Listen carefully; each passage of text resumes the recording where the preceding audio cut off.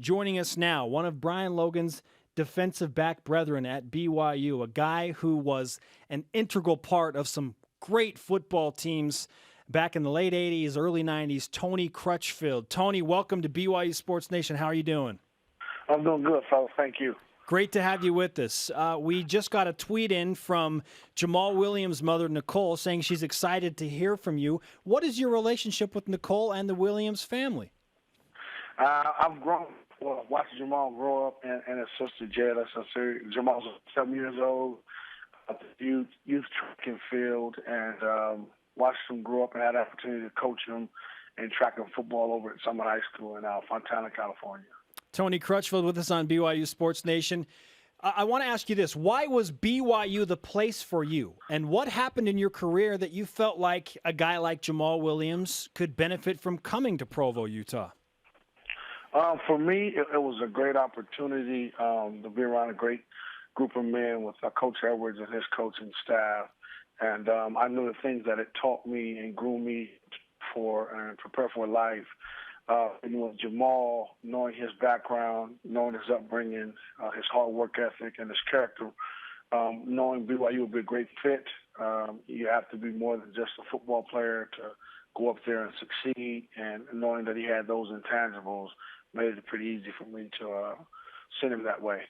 No, Tony, I heard a great story about Jamaal when he was deciding on coming to BYU, and I remember him going hearing that he had took his visit to Boise State, and he looked the coach in his eye and said, "Where's your honor code?"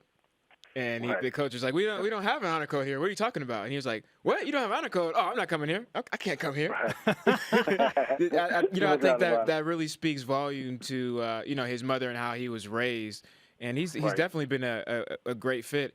With other guys, I've heard that you had a small impact with Devon Blackman coming on. With other guys, how do you really know if they're going to be a good fit, or if you're just just being an alumni and saying, yeah, go to BYU.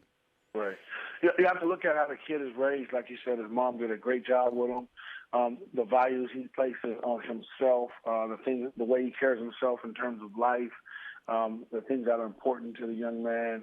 And again, it's got to be bigger than football. It's the character issues that you're going to need to be able to deal with going to Brigham Young, and knowing that both young men, in fact, have those things and those qualities that it takes to go up there and be successful. Tony Crutchfield, BYU defensive back from 1987 to 91, all WAC second team in 1994, career interceptions, made a bunch of tackles as well, is joining us on BYU Sports Nation, had an integral part in the recruitment of Jamaal Williams to BYU. We know what he can do, and he's likely going to be the all-time leading rusher when all is said and done in the history of BYU football, which is an incredible mark. What we don't know is about the game of Devon Blackman. What can you tell us about Devon and what he brings to BYU? Devon is one of the most gifted athletes that I've ever had an opportunity to coach. I've coached quite a few kids that have played in the National Football League. Devon, in terms of his tool set, he has everything: quickness, speed, great hands, great competitor. He's a phenomenal athlete. And if he's geared in and he has his head right and he's focused, he's something special.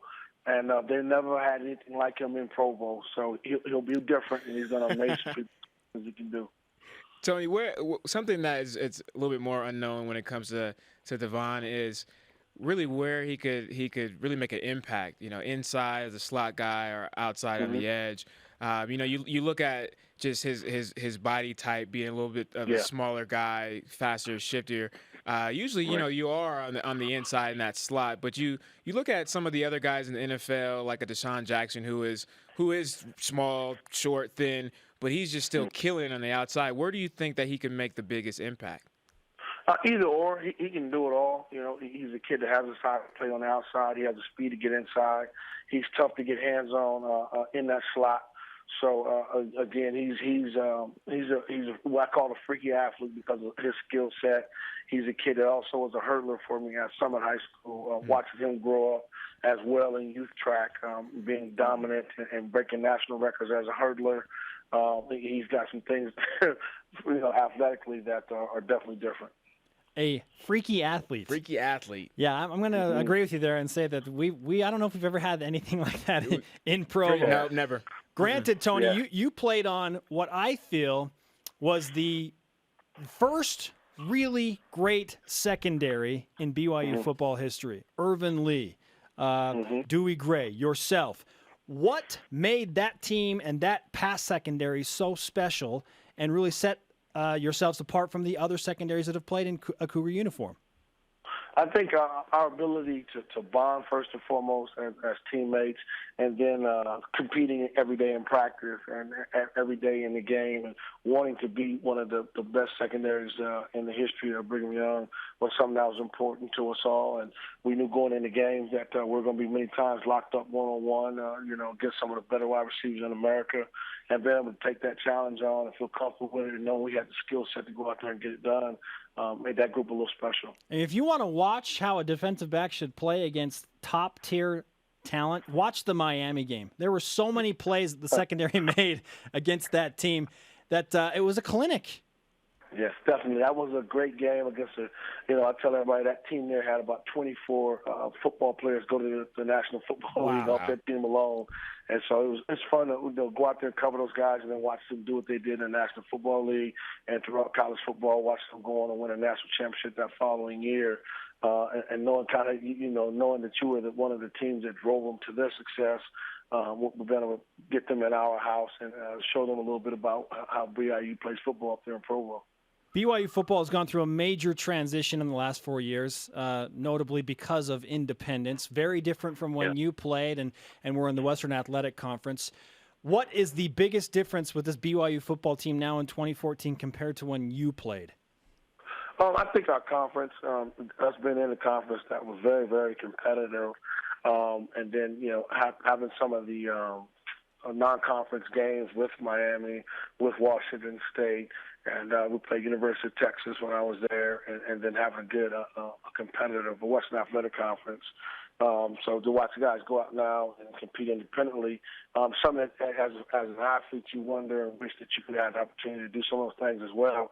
But, to see them go out there and get done and be successful and, hope that they can go out there and win 11, 12 games and get themselves in a BCS championship game is something you look back as an alumnus and you pull for.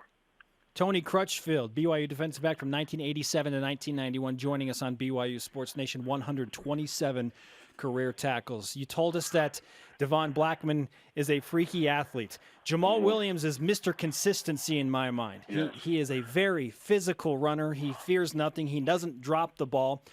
Why did you feel like he would be a success at BYU, looking back on his days at Summit High School in Fontana, California? He's driven. He's an athlete that it doesn't take much to get him going. He's one of those guys that say you just roll the football out and give him a couple guys. He's going to find a way to compete. He's going to find a way to be number one at what he does. When I watch him in track grow up through his high school careers and watching him grow, he was 17, 16 when he graduated with us. And just to see him, grow and become a better running back. He started off as a weak side linebacker for me. I tell everybody he could be a guy that could have also, played in the National Football League as a will linebacker for me. He can run. He loves to hit. He loves the weight room. He's a guy that there's the last one in the weight room. You got to come get him and make him leave when you turn the lights out. He's such a hard worker. Being the best is important to Jamaal. Tony, I want to know as a coach, what were you either one feeding this kid, or supplements, or two, what type of program did you have him on? Because he, when I seen him, I was like, this is a grown man right here. 17 when he arrived. He was a man. Man, minus the facial hair. But man, I want to know. I want to start training my son right now. It was crazy. I was at a track meet this past season, and I was talking to a track coach over down in Marietta Mesa, and he said, "Hey, Coach, I hear a story from one of our coaches that you guys had a running back that was the first time he'd ever seen run the football and got an unnecessary reference penalty from the running back for running over guys." And I said, "Yeah." That's my kid, Jamaal Williams, up at BYU. Can that He was happen? 16 years old. Yeah, that's the same thing we said as coaches. They threw the flag and said unnecessary roughness. We're like, okay, you're moving the ball the wrong way, though. They're like, no, that's on your running back. We was like, well, what did he do outside of finishing the run? It was like, Coach, we've never called this before, but just bear with us. We had to call this one. He almost hurt the kid going out of bounds, and we know it's unusual, but we threw the flag, and all we can do as coaches is throw our hands up. But it's one for the ages, and it's a story I tell everywhere I go. We've never had and probably never will see a unnecessary roughness penalty on a running back. That is great. That is fantastic. That's great. Tony Crutchfield with us on BYU Sports Nation, former BYU defensive back and the coach in Southern California, played a huge role in getting Jamaal Williams to BYU, also in the recruitment of Devon Blackman. Tony, how much time do you have to spend following the BYU football program? I know you're very busy, and from stories I've heard from people involved with you, you're going a mile a minute. How much time can you devote to following BYU?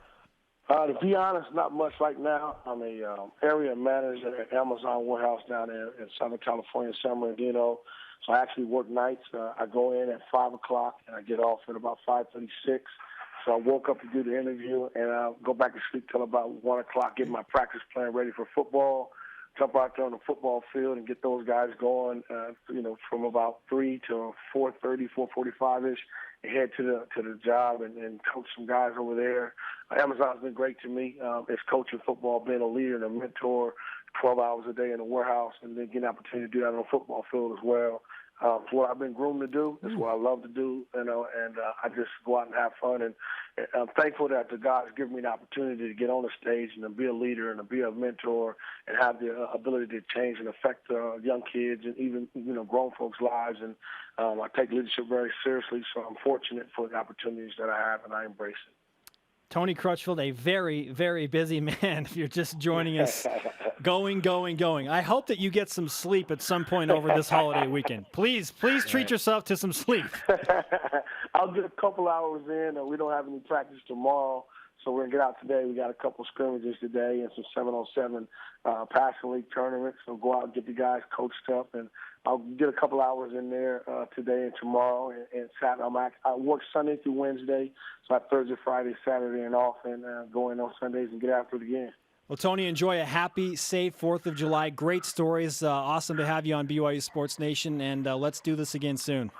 Hey, thank you, fellas. I appreciate the opportunity, and I would love to come on again.